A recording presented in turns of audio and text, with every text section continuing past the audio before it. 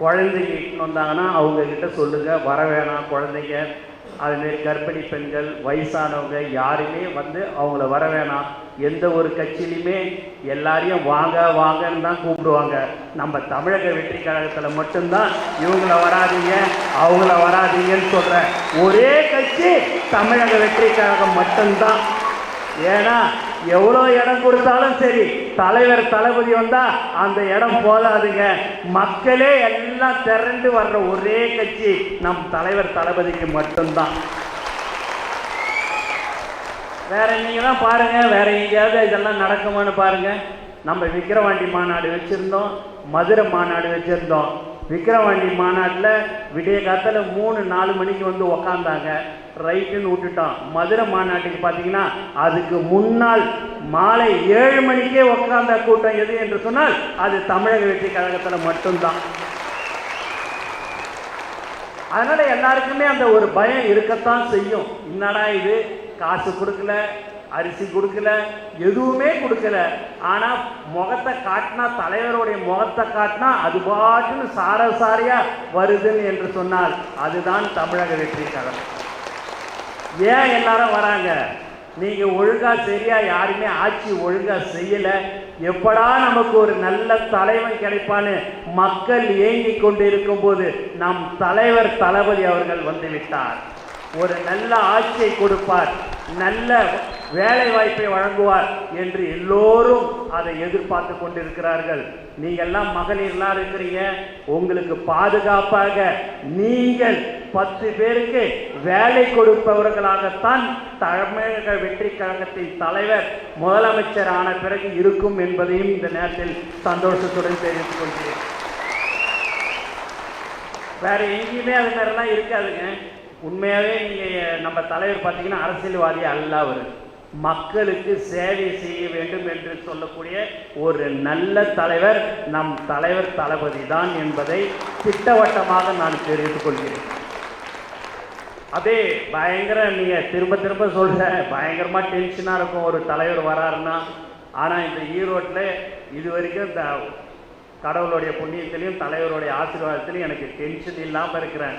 அப்படியே 75% எங்கள் அண்ணன் எடுத்துக்கினாரு, 25% பாலாஜி எடுத்துக்கினாப்புல, பிரதீப் எடுத்துக்கினாப்புல, வெங்கடேஷ் எடுத்துக்கினாப்புல, நீங்கள் எல்லாருமே எடுத்துக்கினீங்க.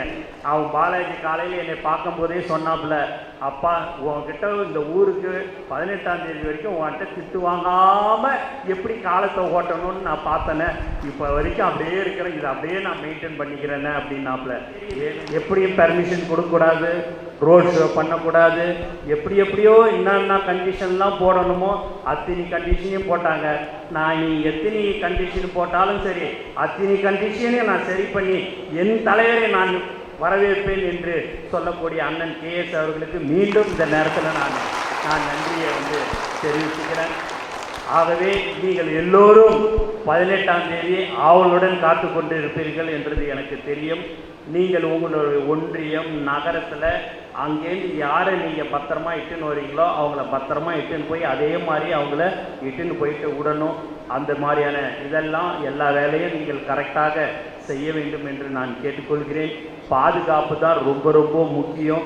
மக்களுக்கு நாம் பாதுகாப்பாக இருக்க வேண்டும். எக்காரணத்தை கொண்டும் மக்களுக்கு நாம் எந்த விதமான தொந்தரவும் கொடுக்கக்கூடாது என்றும் இந்த நேரத்தில் நான் தெரிவிச்சுக்கிறேன். அது மட்டும் பார்த்தீங்க அப்படின்னா எங்கள் அண்ணன் ரத்தின சுருக்கமாக எல்லா விஷயத்தையுமே KS அண்ணன் அவர்கள் ரொம்ப சுருக்கமாக அழகாக பேசுகிறாரு. உண்மையாக அவருடைய பேச்சு எனக்கு ரொம்ப ரசித்து நான் பார்க்க வேண்டிய ஒரு இதுவாக இருக்குது. ஏன்னா நான் நிறையா சில நேரத்தில் எதையாவது நிறையா பேசுவேன், ஆனால் எங்கள் அண்ணன் அழகாக சுருக்கமாக பேசுகிறாரு. அதுக்கும் இந்த நேரத்தில் நான் நன்றியை தெரிவிச்சுக்கிறேன். என்னடா அடிக்கடிக்கு அண்ணனை பற்றியே சொல்லின்னு இருக்கிறேன்னு நீங்கள் நினைக்கலாம். உண்மையாக மனசார எங்கள் தளபதி அவரிடம் கையை காட்டி அண்ணனுக்கு எந்த ஒரு சின்ன குறையோ மரியாதை குறைவில்லாமல் இருக்கக்கூடாது என்று சொன்னார். அதனால் நம்மளுடைய கட்சி நம்மளை 50 வருடத்தோடைய அரசியலை விட்டுட்டு மற்ற கட்சியோடைய அரசியலை விட்டுட்டு நம்மளுடைய அரசியல் என்பது என்ன? கடந்த 32 வருடமாக நலத்திட்ட உதவிகளையும் மக்களுக்கு சேவை செய்கின்ற ஒரு கட்சியாக நம்மளுடைய தமிழக வெற்றி கழகம் இருந்து கொண்டிருக்கிறது. அந்த கட்சியில் நம்ம அண்ணன் இன்னைக்கு வந்திருக்கிறாரு. அவர் மந்திரியாக இருக்கும்போது எவ்வளோ பள்ளிக்கூடம் காலேஜுக்கு எல்லாமே கொடுத்தாரு, இடம் கொடுத்தாரு, எல்லாமே கொடுத்துருக்கிறாரு.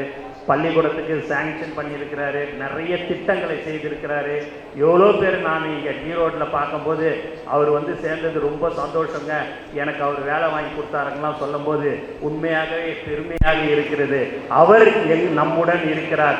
நம்மளுடைய ஈரோடு மண்ணு சொந்தக்காரர் இங்கே இருக்கிறார் என்பது மிக மிக சந்தோஷமாக இருக்கிறது என்று நான் சொல்லிக்கொள்ள ஆசைப்படுகிறேன். ஆகவே அண்ணன் அவர்களுக்கு நான் மீண்டும் சொல்லிக்கொள்கிறேன், நாங்கள் எப்போதும் தலைவர் பின்னாடியும் உங்கள் பின்னாடியும் நாங்கள் இருப்போம் என்று இந்த நேரத்தில் நான் தெரிவித்துக் கொண்டு, கண்டிப்பாக தலைவர் 2026 முதலமைச்சராக ஆவது உறுதி என்பதை கூறிக்கொண்டு எனக்கு வாய்ப்பு கொடுத்த அனைத்து உள்ளங்களுக்கும் நன்றி கூறி விடைபெறுகிறேன். நன்றி, வணக்கம். பிளே ஸ்டோர் மற்றும் ஆப் ஸ்டோரில் இருந்து பாலிமர் செயலியை QR கோடு மூலம் பதிவிறக்கம் செய்யுங்கள். செய்திகளை உடனுக்குடன் பெறுங்கள்.